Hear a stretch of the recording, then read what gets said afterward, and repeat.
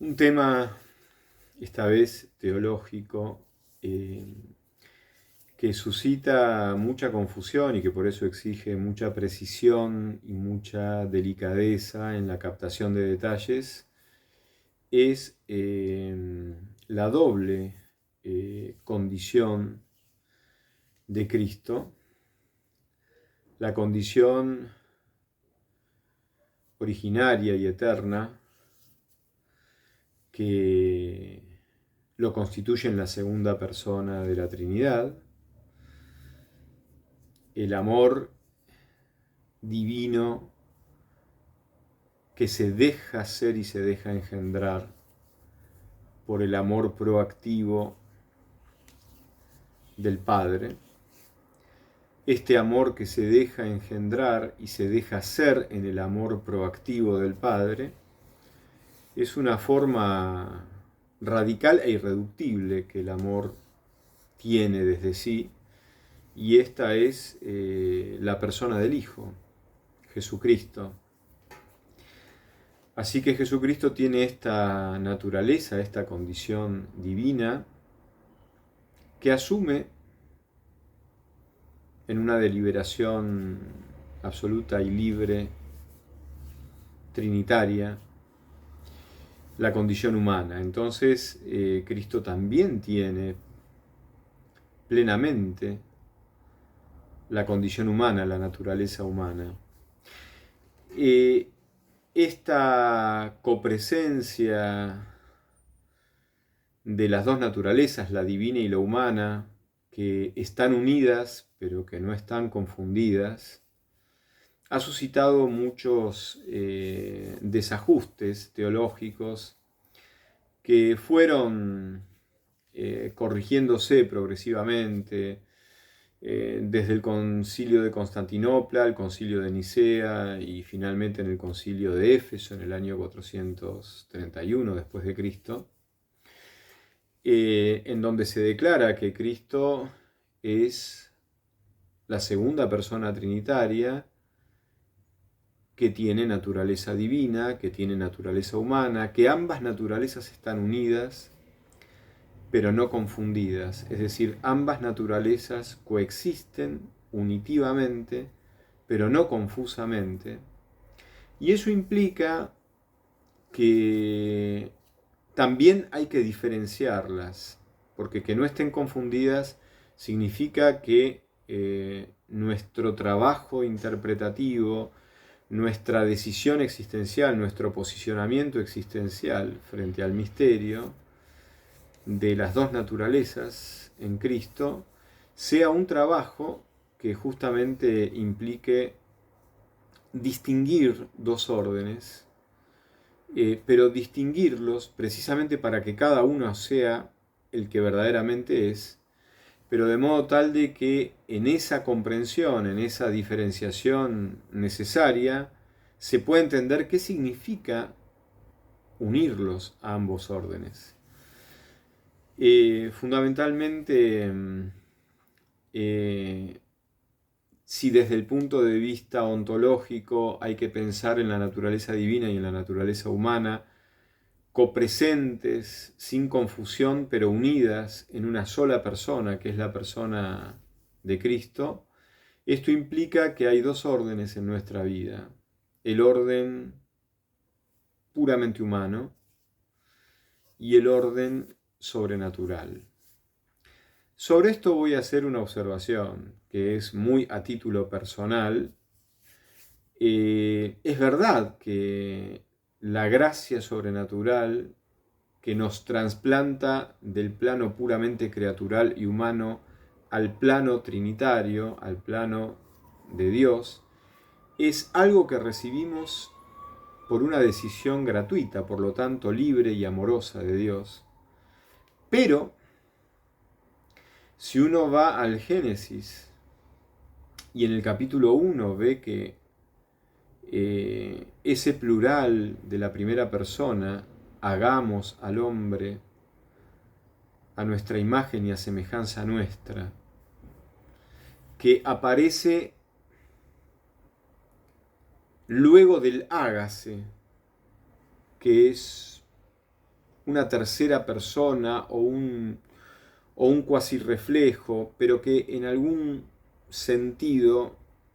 se nuclea en una directiva con cierto matiz de impersonalidad, hágase, que se haga esto, el sé, el cuasi reflejo. No que se haga esto a sí mismo, porque algo no se puede hacer a sí mismo, porque primero no tiene que ser para poder hacerse, y a su vez tiene que ser para poder hacerse, con lo cual se viola el principio de no contradicción. Pero el hágase, que alguien haga esto, hagamos. Y en ese plural de la primera persona aparece no solamente una comunidad, una pluralidad, sino una comunidad que está congregada en un profundo sentimiento compartido, anhelado. Gravita una tensión emocional en el hagamos que nos va indicando que todo el corazón de la Trinidad, que es Dios único, todo el corazón de Dios está absolutamente expectante, anhelante,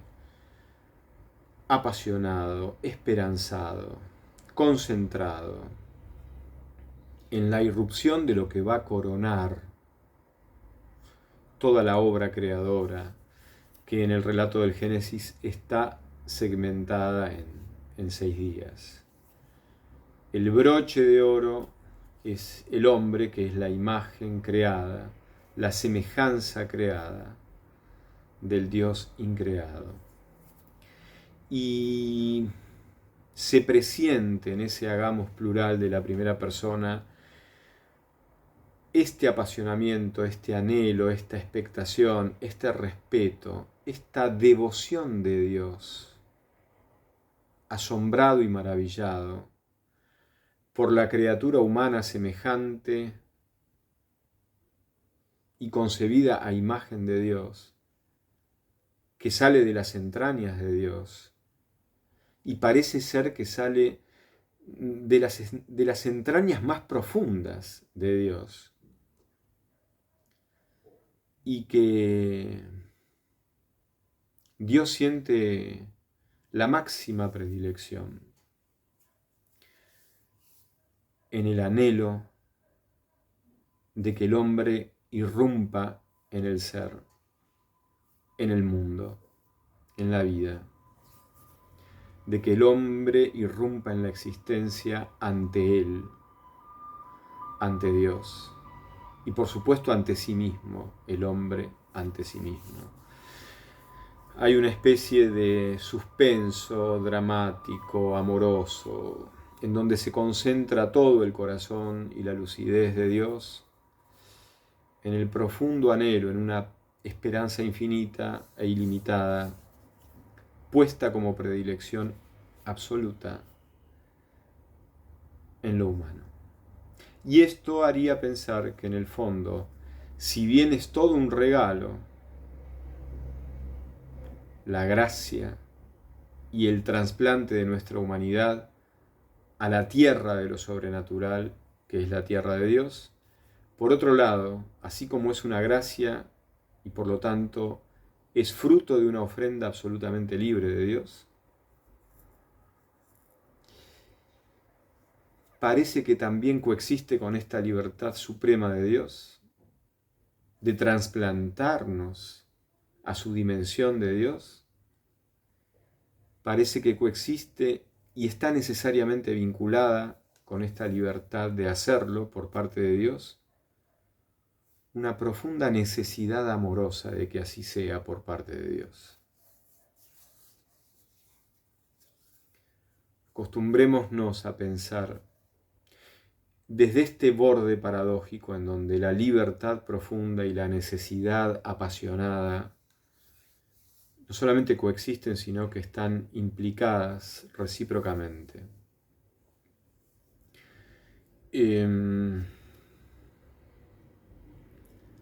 Esto hace que de alguna manera se resignifique lo más profundo de nuestra condición humana, condición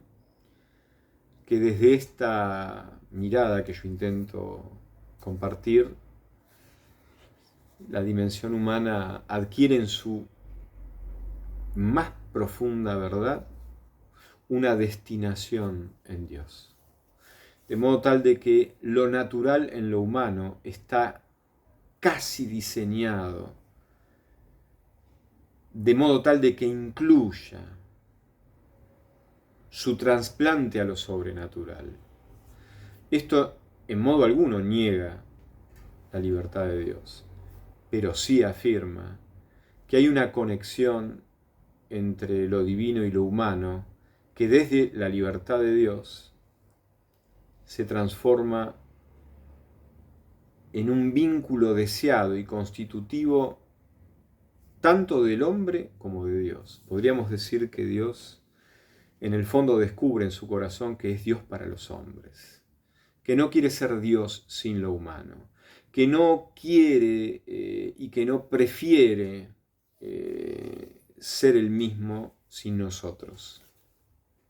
Por supuesto que es un querer elegido, por supuesto que es una decisión libérrimamente deliberada y amorosamente consentida por las tres personas divinas. Por supuesto que sí, pero en esa profunda deliberación libérrima, el superlativo de libre, por parte de Dios, cohabita secretamente, amorosamente, el deseo profundo que hace descubrir a Dios, que Dios plenamente es Dios si es Dios con nosotros, si es Dios para los hombres, si es Él para lo humano. Por eso, la naturaleza humana del Hijo no es algo solamente asumido desde afuera y con libertad, sino que es algo profundamente anhelado y querido, que uno podría conjeturar que sin el pecado, porque siempre la encarnación del Verbo, sobre todo leída desde el protestantismo, está explicada en términos de que fue algo necesario que Dios tuvo que hacer para poder salvarnos, encarnarse, tomar la condición humana. Yo creo que sin el pecado Dios hubiese seguido suspirando desde lo más profundo de su libertad por incluir en su condición divina. Incluirla no, por unir a su condición divina nuestra condición humana. Aún sin el pecado, podría conjeturar, yo presiento que es así, que Dios, sin necesidad de salvarnos, supongamos que no hubiera habido pecado que perdonar y por lo tanto no hubiese habido obra redentora y salvífica que hacer, en lo más profundo del corazón y de la libertad de Dios, hubiese seguido suspirando máximamente, superlativamente, el anhelo,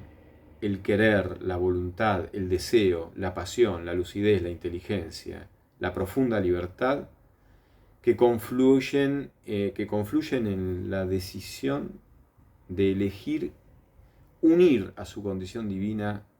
nuestra condición humana. Y yo creo que ese es el núcleo desde el cual podemos contemplar el mayor misterio de Dios y el mayor misterio nuestro. Que en el fondo más profundo del anhelo de Dios podamos descubrir que Dios profundamente también quería ser humano desde la persona del Hijo, y que por eso entonces nuestra humanidad, que recibe por un acto libre y gratuito de Dios la condición sacramental que nos incorpora a la vida de Dios, descubrir eso también es descubrir que en el fondo nuestra naturaleza humana creada está intrínsecamente concebida para ser asumida directamente por Dios como una condición y una naturaleza propia de Dios que se une a su condición natural de Dios. Y yo creo que este es el mayor misterio, el misterio más profundo. Y esto en absoluto significa confundir lo humano con lo divino. En absoluto significa confundir la naturaleza humana con la naturaleza de Dios. Y esto lo expresa con claridad el Concilio de Éfeso. Pero estoy diciendo que sin la confusión, la unidad está haciéndome resonar con la profunda destinación que Dios elige libremente para sí mismo de vivir también lo humano como humano. Y que eso implica entonces que nuestra condición humana, en el fondo, tiene como destinación elegida por Dios, pero como una destinación absolutamente intrínseca al amor con que fue concebida por Dios nuestra naturaleza humana, tiene esta naturaleza humana como verdad y como destinación intrínseca ser asumida por Dios mismo como condición para Dios, como condición que Dios quiere vivir, que quiere asumir en su propia condición de Dios. Y esto implica entonces ver y mirar el prodigio que significa lo humano, sin que por ello en absoluto haya que confundir lo humano con Dios, como hacen los espiritualismos gnósticos modernos. Y esto, a su vez, necesita complementarse diciendo lo siguiente. Al distinguir las dos naturalezas, humana y divina en Cristo, distinguimos dos órdenes en nuestra vida. El orden humano, que también se inscribe mundanamente en el mundo, y el orden de la gracia, que sin embargo nos pertenece tanto como nuestra naturaleza humana, pero sin confundirnos con Dios, sin creernos Dios, pero que nos pertenece porque la gracia se derrama en nosotros con la plenitud de la voluntad y del anhelo de Dios en nosotros. Por eso nos pertenece. ¿Y eso qué significa? Eso significa que cuando nos pensamos trasplantados en la vida de Dios, tenemos que permitirnos aceptar que todo lo humano y que valoramos humanamente y que significamos humanamente y que ordenamos humanamente, que entendemos y concebimos humanamente, todo eso puede ser tenido que ser resignificado, todo eso puede quedar de pronto ante designios de la libertad de Dios que hacen que todos nuestros criterios humanos, axiológicos, valorativos, epistemológicos, cognitivos, existenciales, históricos, mundanos, tengan que hacerse a un lado, sin ser despreciados, porque ahora las cosas hay que verlas bajo la intención libre del significado que Dios les da, o de la iniciativa libre que Dios tiene para con el mundo, o de la iniciativa y el querer y la voluntad que Dios tiene para con nosotros. Entonces, justamente, no confundir la naturaleza humana con la naturaleza divina, no confundir ambos órdenes respectivos, implica que, si bien tiene todo el sentido pensar humanamente, valorar humanamente, tener los criterios propios humanos en el orden del mundo, esos criterios, a su vez, nunca pueden perder el diálogo con la palabra de Dios, que puede requerir que esos criterios se transformen, no para ser aniquilados, pero que a su vez también se trasplanten, porque bajo la luz, la decisión, el anhelo, la comprensión, el querer de Dios, todo eso tiene que ser transformado al servicio de algo inaudito, inimaginable, pero que va a tener que ver con un bien superlativo, con una expresión del amor superlativa. Entonces, tenemos que justamente en esta diferenciación de las dos naturalezas y por lo tanto de los respectivos órdenes, que tener la enorme disposición de, si fuera necesario, si llegó el momento, hacer que todos nuestros criterios puramente humanos del mundo, de la vida cotidiana, queden a disposición de lo que Dios necesite, que no va a ser algo cruel, que no va a ser algo arbitrario, sino que desde sus criterios, desde su libertad, eso se convierte otra vez en materia necesaria y disponible para que la obra de Dios nos trasplante en otros criterios, en otra dimensión de la verdad, en otra dimensión del ser, en otra dimensión del amor y en otra dimensión de la libertad, gracias a la cual, en estas nuevas dimensiones divinas, desde las que se resignifica todos nuestros criterios del mundo y humanos, paradójicamente, la humanidad quede mucho más elevada, mucho mejor realizada. Y nosotros, en la irrepetibilidad de nuestra condición de personas, también quedemos realizados de una manera más profunda en tanto quiénes somos de verdad. Y además, Dios quede realizado más profundamente como Dios, porque nosotros nos realizamos más profundamente en tanto humanos y personas humanas. Porque el camino de perfección es recíproco, porque el camino de perfección se inscribe en la alianza entre Dios y los hombres. Dios se perfecciona en nuestro camino de perfección, recibiendo de nosotros todo lo que podemos darle, que Él no se podría dar a sí mismo, y que valora mucho, mucho más que decirlo infinitamente, porque en Él su corazón ha puesto en nosotros toda su predilección. Por lo tanto, Él, al preferir ser con nosotros a ser sin nosotros, sabe que en toda relación amorosa el perfeccionamiento es mutuo y las gracias se dan y se reciben mutuamente. Y en esa gratitud recíproca, Dios y el hombre caminan en una perfección plena e inimaginable hacia la verdad, hacia el amor, hacia la libertad, hacia la belleza que es el resplandor